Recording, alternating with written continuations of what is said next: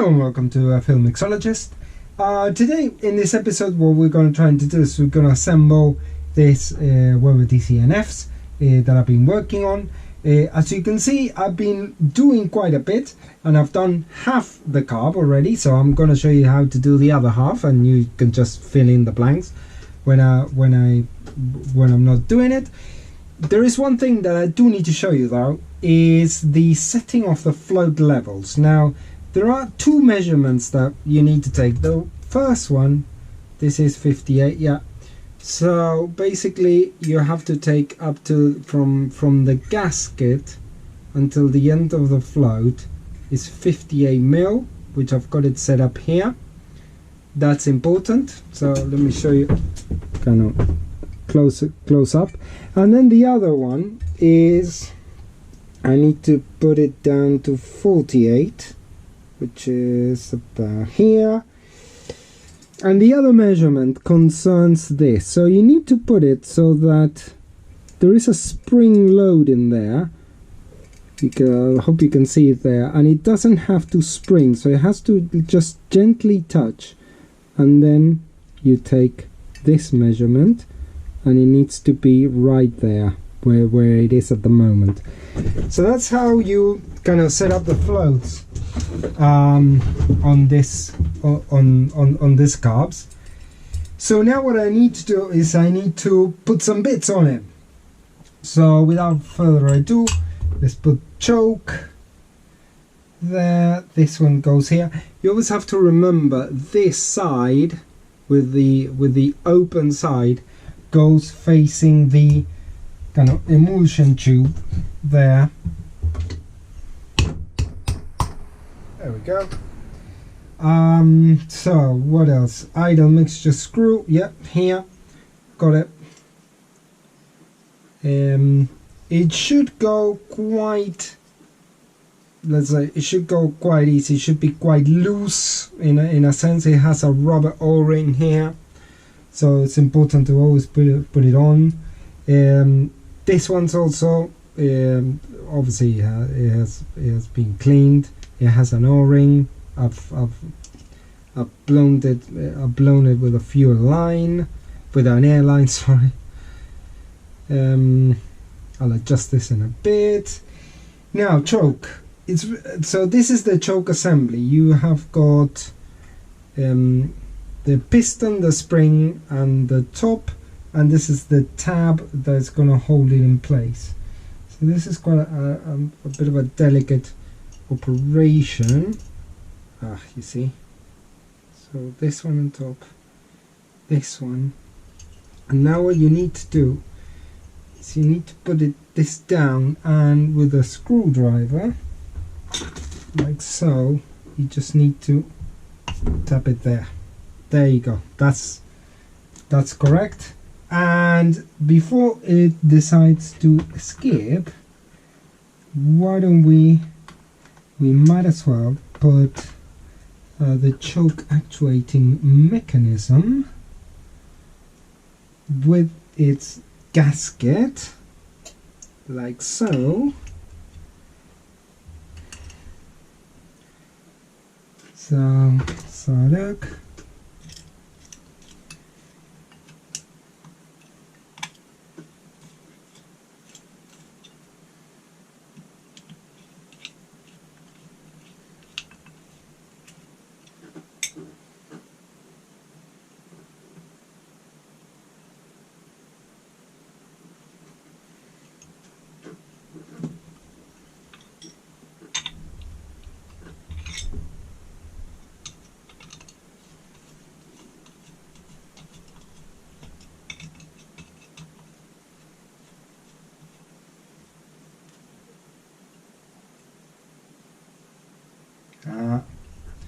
Okay, I can see a problem here. This one didn't go in properly, but I'll fix it in a minute. So sometimes you need to make sure that the teeth grab onto each other, like so. And now we're ready to put it in. Unfortunately, one of the two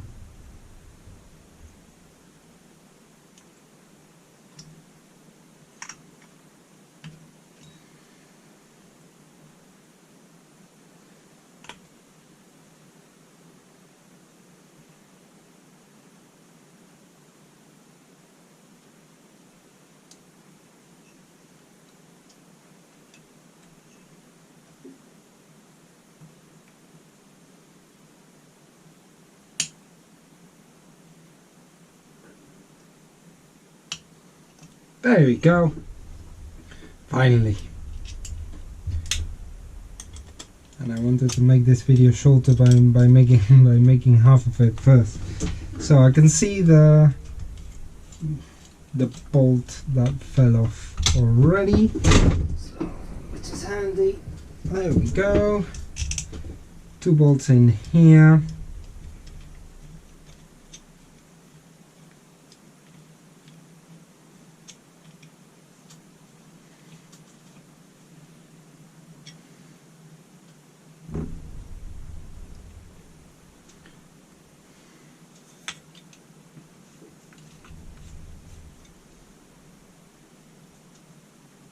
Trying to do it, trying to put it through the gasket, which wasn't going to work, but now if I do it like this, it's going a bit smoother, shall we say. Excellent. So now what is called the pump discharge, always make sure that you've got the two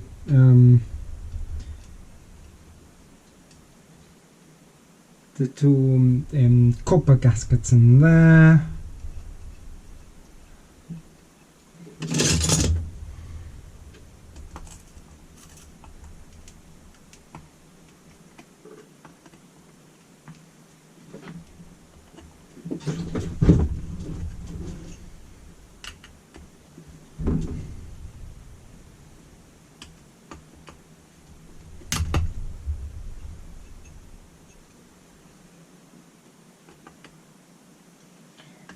Done. Then this there. This is the air corrector for the choke.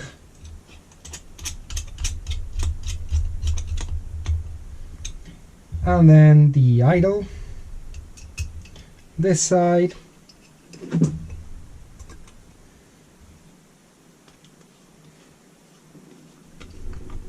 Fine. There, and this, which is the idle bypass, goes there. It's been suitably lubricated, so it should go down. Obviously the idle bypass is quite important to put some grease when you're assembling it.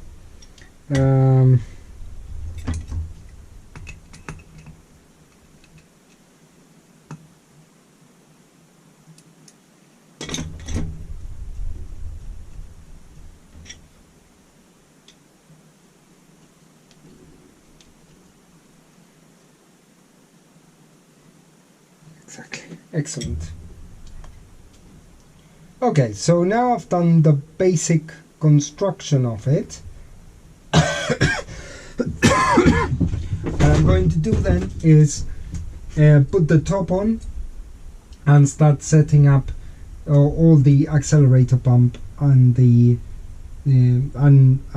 accelerator pump and the assembly. I wanted to put the top on first because the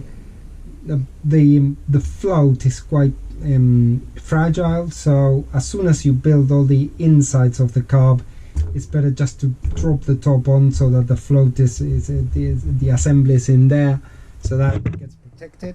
So let's try and see if we can build this accelerator pump assembly. Now I've got all the bits that I need laid out here. So first is this washer, like so, that goes here. Then this one, because the washer acts as a spring, the first one that is, and now you put this like so, and this in this position, because obviously the throttle actuates this way, as you can see probably there. There we go. So now we're in a position to put the accelerator pump. So spring, and I've got obviously a brand new diaphragm inside there, but trust me, it's there. And now what you do is you just get one of these and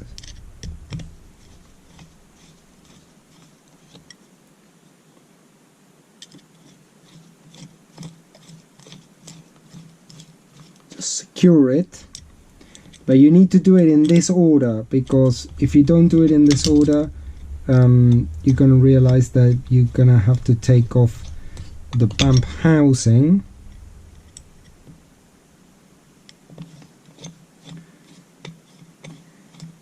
in order to put the actuator, the cam, because you see now you can check that the cam is indeed actuating the, and obviously I need to secure it with a bolt. But basically that's it, and in the next section let's finalize all the connections and I'll show you the basic build. Okay, so now let's try to install this, which is the return spring and an actuator. And basically you present the spring here, and what you do is you move it like so until you get to the place there. It's a bit fiddly and you need to do it. There we go. Excellent. So now what it needs is one of these, one of this safety tabs. So I put a new safety tab in here, but basically that's the way you do it. So now that's perfect. I'll secure this, and we've got one perfectly ready. Okay, we're done now. So we got the 2 units complete. This is how they would go in the car. Obviously this one this side, this one this side. I'll put the fuel inlets in here, and the only thing that remains is I'm gonna clean this K&N filters, but I'll make that in the next video, because if not the duration is gonna go a bit crazy. So I hope you enjoyed this series with the Weber DCNFs. I mean, if you've got any questions or anything, just put it down in the comments. And also in the description of this video you're gonna find kind of other playlists for, I've got kind of workshop tips, a full lineup of every single Holley that's commonly available, rebuilt probably and some of them several times, and other carburetors and other things, magnetos and all sorts of kind of automotive stuff. So thank you very much for watching, and I'll see you on the next episode.